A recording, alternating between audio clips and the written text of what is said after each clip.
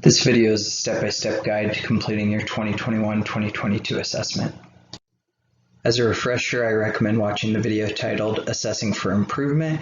You can find that on the instruction and assessment page. And you should also open up the Assessing for Improvement worksheet. Next, you need to check your 7-year plan to see what you need to assess. And remember, you'll need to update your 7-year plan this year, which may include moving different courses to this year's slot. The institutional outcome being looked at this year is Institutional Outcome 3, Human Relations Workplace Skills. Students will be able to demonstrate teamwork, ethics, appropriate safety awareness, and/or workplace-specific skills. If your department has this outcome in one of its courses, it must be assessed this year. Next, take a look at the prepackaged IO3 activity. You'll be able to find that also on the instruction and assessment page. In that plan, you'll find 4 potential activities. Based on the results of last spring's assessment activity, they are focused on soft skills. Choose one that works best for your class or program. The first one's a self-motivation activity. Scaffold assignments so that at the beginning of the quarter you give points for everything, reading assignments, small stuff, etc.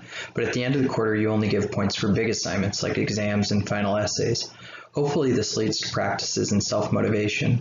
Collect data in weeks 1 through 5 and then data for weeks 5 through 10. No change in grades might imply students have hung on to self-motivation practices for success. Alternatively, compare grades to previous quarter before the change was made.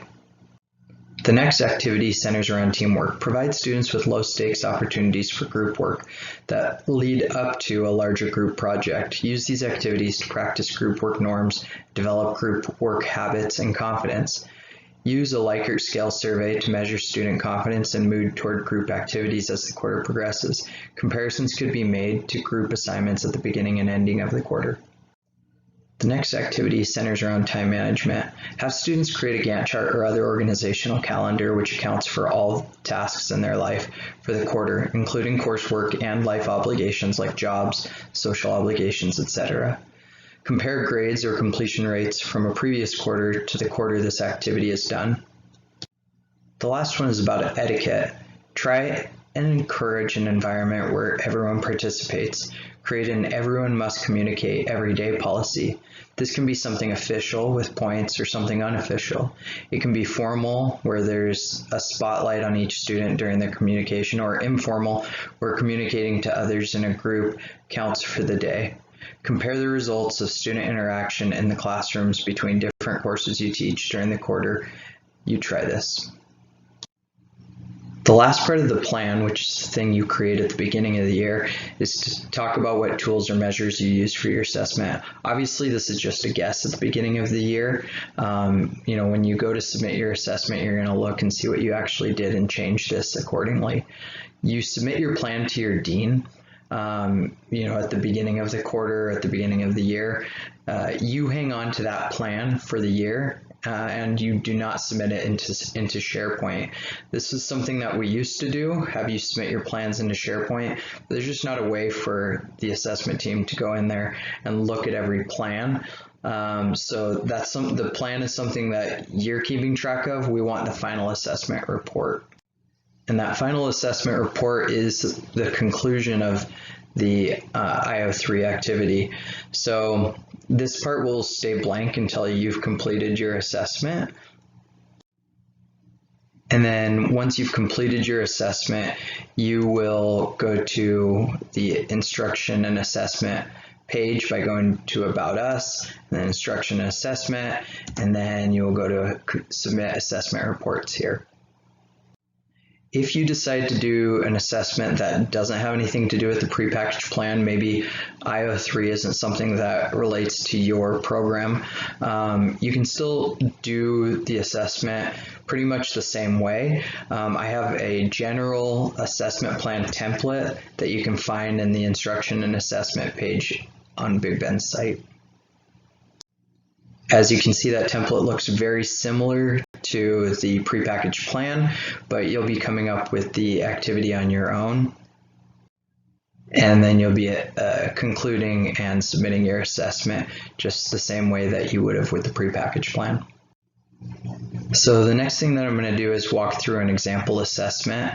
I chose to do this example assessment on the CDL program and IO3, mostly because I was going through and looking at different classes that used IO3, and I found that the CDL program actually uses IO3. It's the only institutional or program outcome that they have listed.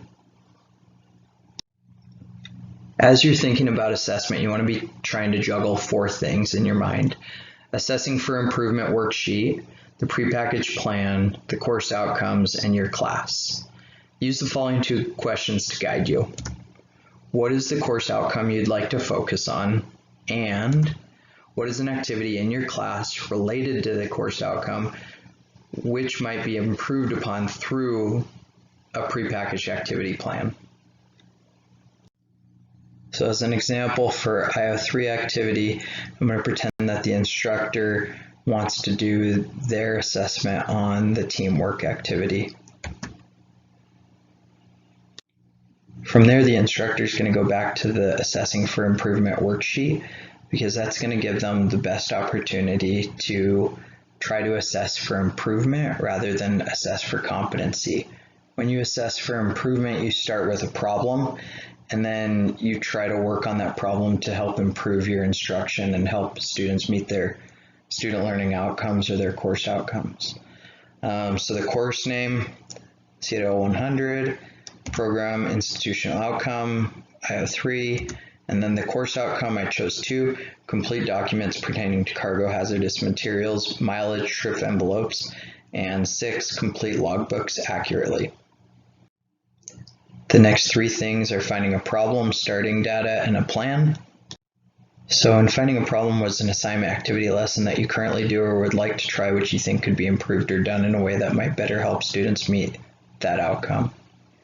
So in this case, I'm imagining that the instructor said, I would like to look at course outcome 5, complete documents pertaining to cargo, hazardous material, etc., and course outcome 6, the current method for teaching these outcomes is lecture and reading. So remember, the prepackaged activity is about teamwork as I'm talking about this. So starting data, what data do you have that's led you to believe that you might like to try and improve on that assignment activity lesson, etc.? There's not a lot of opportunity for student interaction in the course. Much of the course is lecture, reading, or one-on-one practice. Including group work may be a way to have the course be more collegial while also improving student success. Currently, quizzes in regard to cargo, hazardous materials, mileage, trip envelopes, and logbooks have an average student score of 80%. Again, this is all made up. And then for plan, how might you create or change an assignment activity lesson in order to better help students meet the outcome? Instead of having students listen to a lecture, I will have students work in groups, with some students playing the part of inspectors, some students playing the part of drivers. I'll compare the success of students from previous quarters to their success in this quarter. Make it real. What day, week, and the quarter will you try this new assignment activity lesson? Making an alarm for yourself in your calendar, reflecting this change in your syllabus is a great way to get the ball rolling. I will begin on September 27th, the week that I lecture on course outcomes 5 and 6. So after that, the instructor would go back to the prepackaged template and start filling it out, including the institutional outcome, the courses tied to the assessment, and the course outcomes.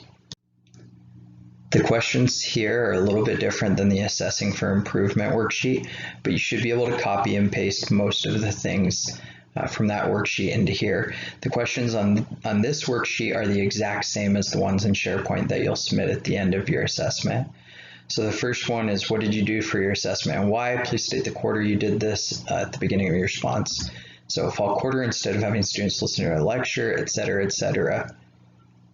What tools or measures did you use for your assessment? I will compare the success of students from previous quarters to their success in this quarter.